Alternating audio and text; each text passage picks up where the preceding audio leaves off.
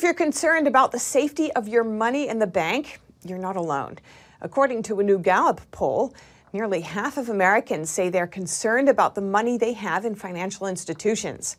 19% are very worried, and another 29% are moderately worried. These findings are similar to 2008, when Gallop last surveyed this question during the global financial crisis. Despite a string of bank failures in recent weeks, U.S. officials say the industry overall remains strong.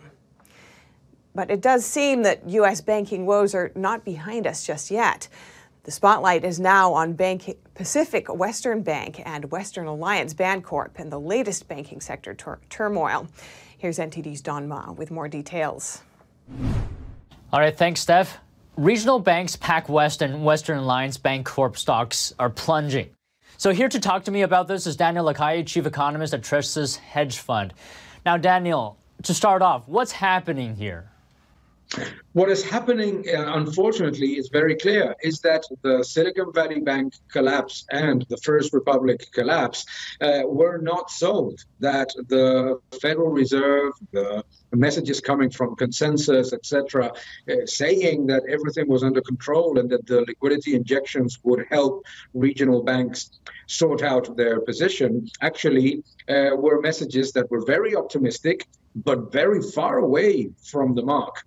So my understanding is that this happened, their stocks plunging, after talks of a potential sale in part or whole of these banks.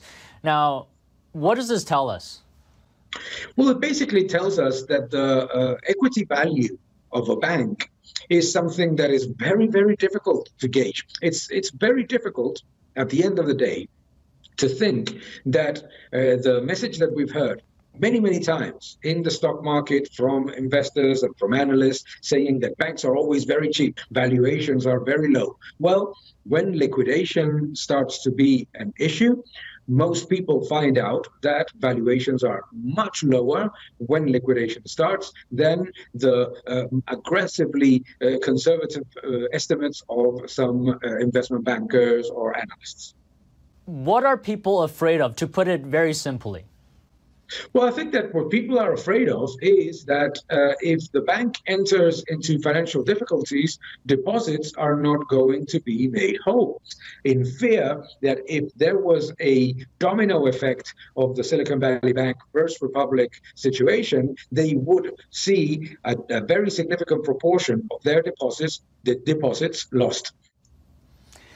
Yeah, I think you make some great points. Thank you so much for talking with me, Daniel, today.